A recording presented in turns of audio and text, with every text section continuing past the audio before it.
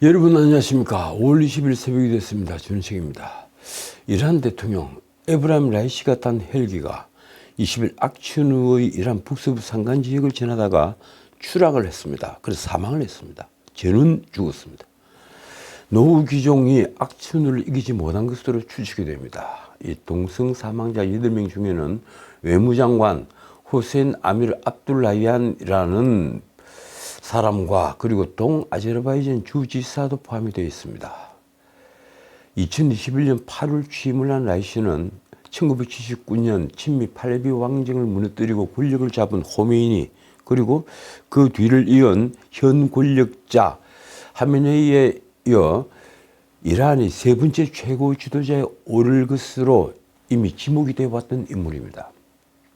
이 라이시는 하메네이의 전폭적인 후원을 받으면서 미국 등 서방과 줄곧 대립각을 세워왔습니다. 이스라엘과 전쟁 중인 하마스를 후원을 했고 그리고 우크라이나를 침공한 러시아를 지원을 하면서 무기를 공급을 했습니다. 이런 라이시 이란 대통령의 갑작스러운 사망은 불안한 중동 정세를 더욱 혼돈에 빠뜨리고 있습니다. 라이시는 25살 때 수도 테헤란을 관할하는 검사청의 차장검사에 올랐습니다.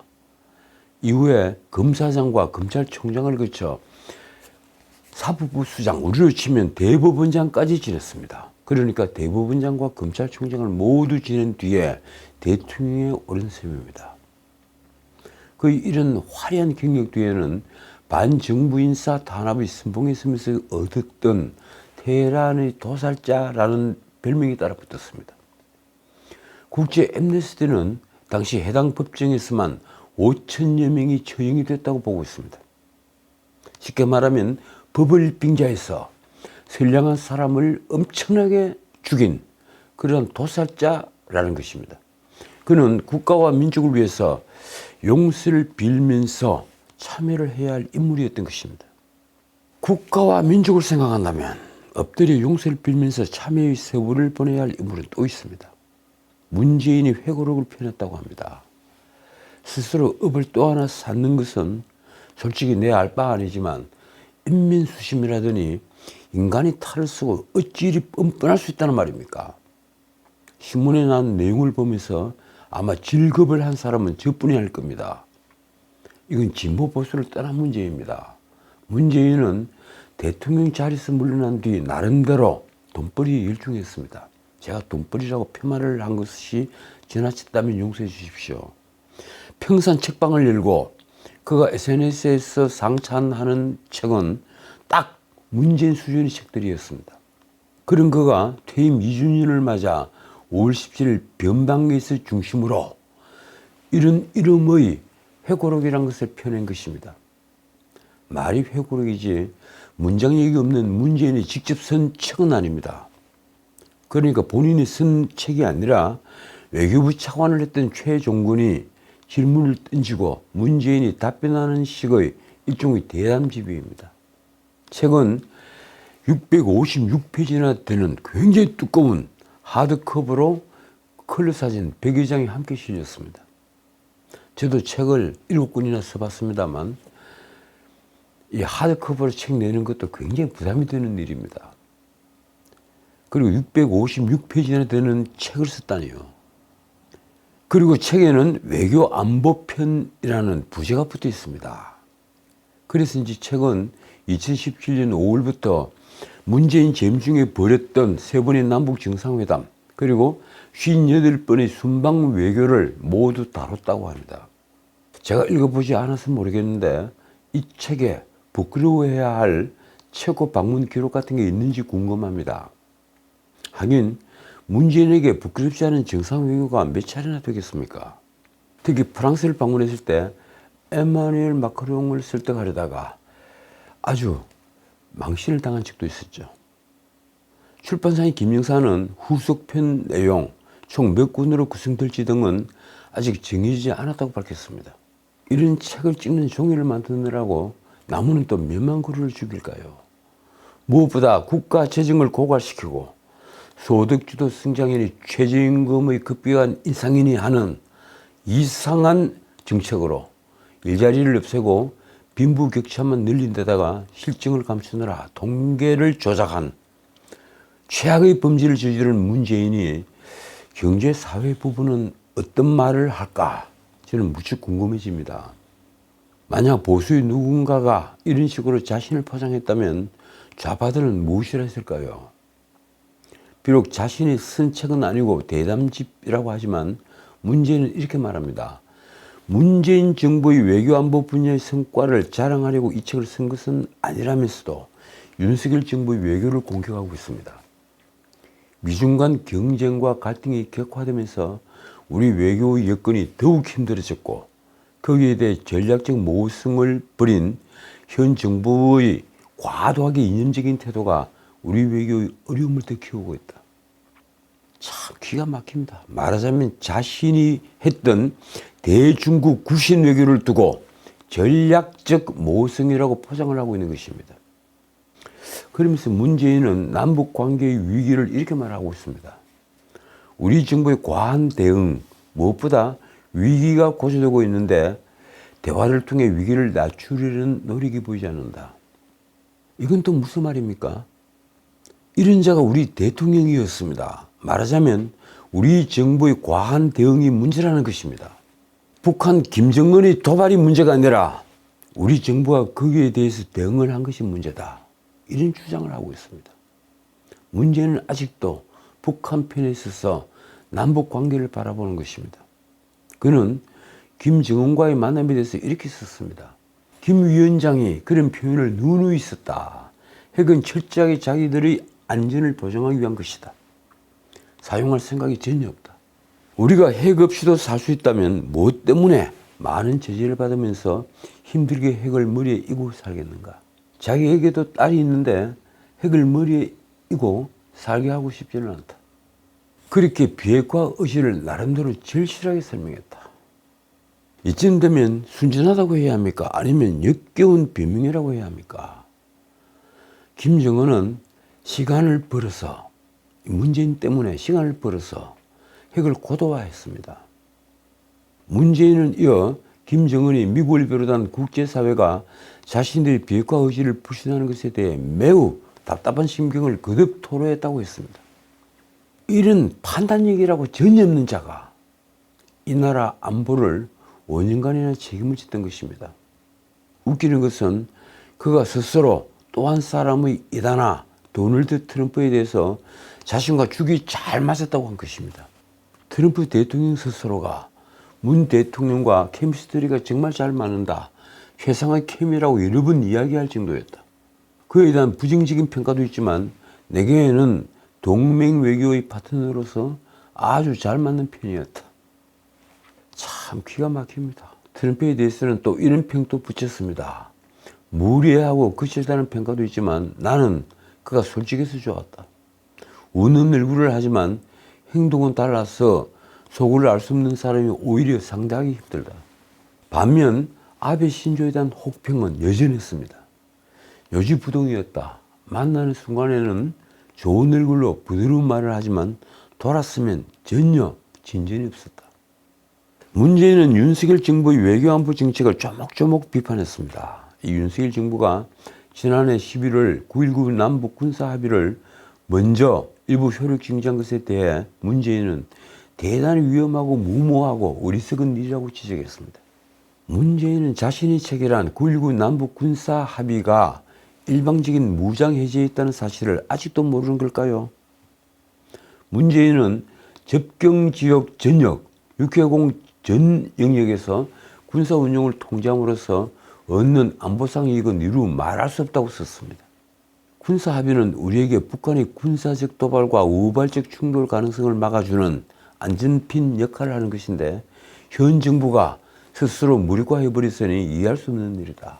정말 9.19 군사합의가 안전핀이라고 생각을 한 겁니까?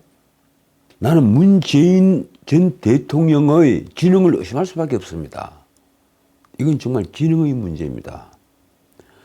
문재인 정부 당시 평양 남북 정상회담을 벌이면서 합의했던 평양 공동선언의 부속 합의서인 9.19 남북 군사합의는 남북 간 일체의 적대 행위를 금지하는 내용을 담고 있다고 했지만 제가 보기에는 일방적인 무장해제 합의서였습니다.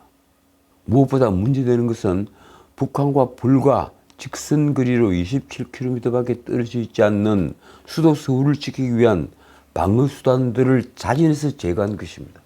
문재인 정부는 수도권 해안선을 무방비로 노출시켰으며 이 휴전선 10km 이내 회전익 항공기, 그러니까 헬리콥터 항공기의 비행을 금지함으로써 유사시 북한군 장사정포를 파괴할 중요한 방어무기인 아파치 헬기의 기동을 자진해서 묶어버리는 결과를 초래했습니다. 아파치 헬기가 보유하고 있는 헬파이어 미사일 사거리가 불과 7km 남짓합니다.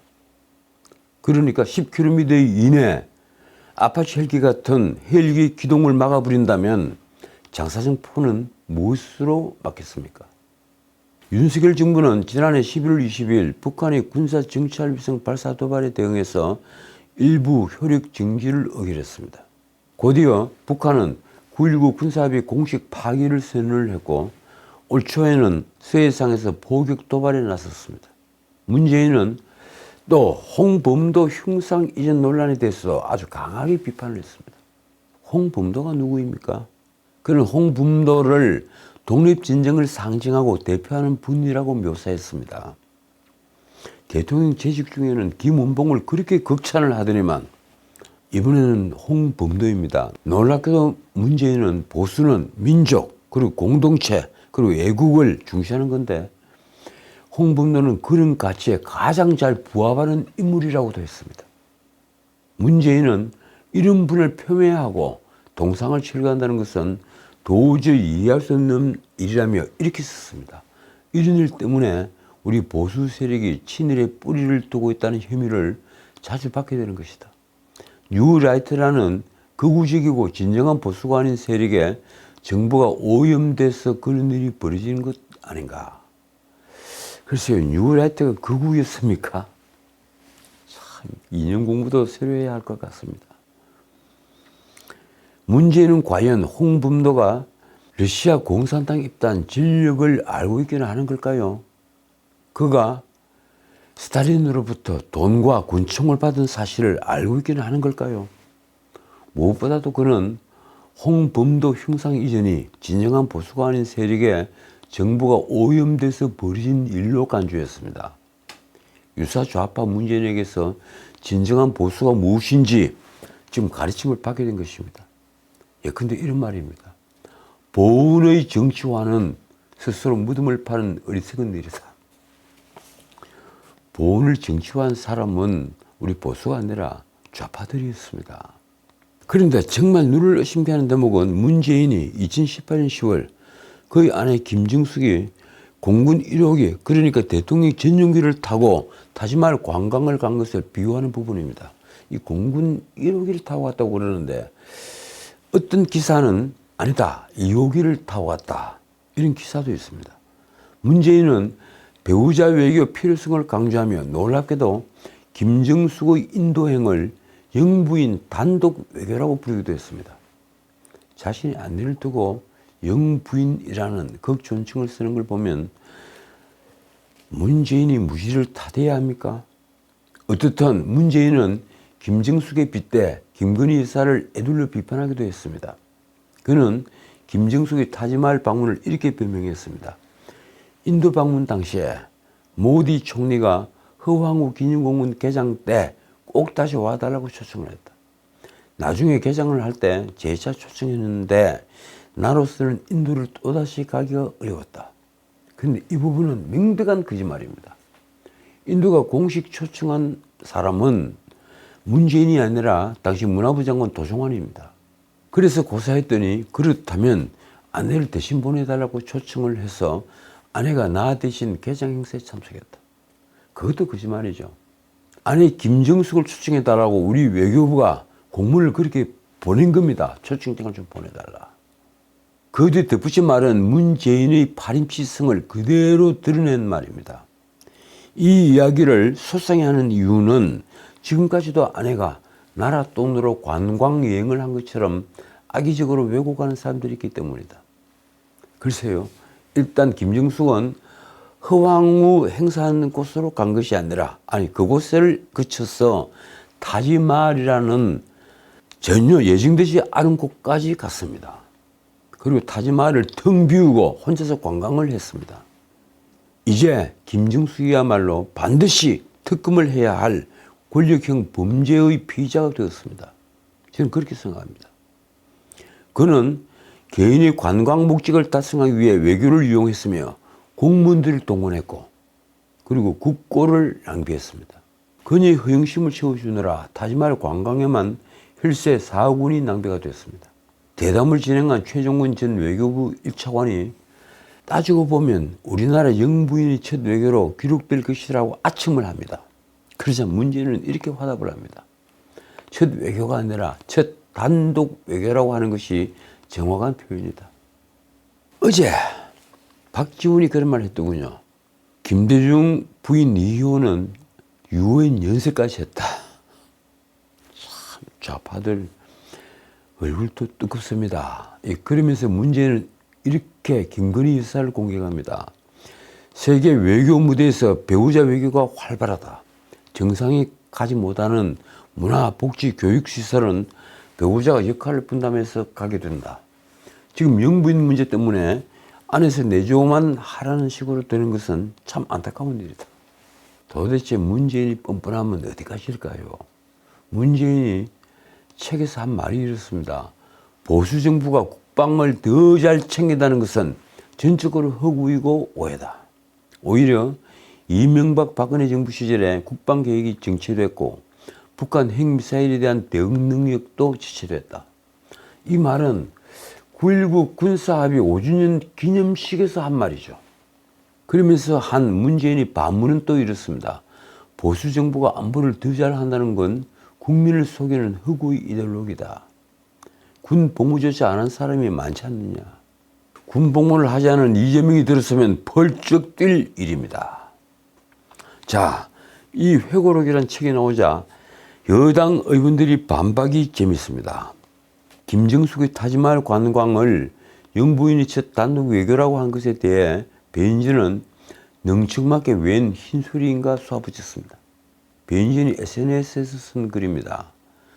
국정감사를 통해 외교부가 김정숙을 초청해달라고 인도 측에 먼저 의사를 타진한 셀프 초청을 확인했다. 정부가 급히 예비비를 편성해 대통령이 탑승하지 않으면 달 수 없는 대통령 휘장을 대통령 1호기에 버젓이 걸고 대통령인 듯 인도를 다녀온 것을 모두 밝혔다. 게다가 일정표에 없던 타지마할을 방문하기도 했다. 김정숙 특검이 우선이라는 주장도 여기저기서 쏟아졌습니다. 윤상현은 19일 페이스북에 문재인이 발언을 어느 도단이라며 대통령 부인에 대한 특검을 한다면 김정숙이 먼저라고 주장했습니다. 윤상현은 첫 단독 외교로 둔갑한 김정숙의 버킷리스트라며 이렇게 썼습니다. 김정숙은 업무상 횡령, 배임, 직권남용 혐의로 검찰에서 수사가 진행 중이다.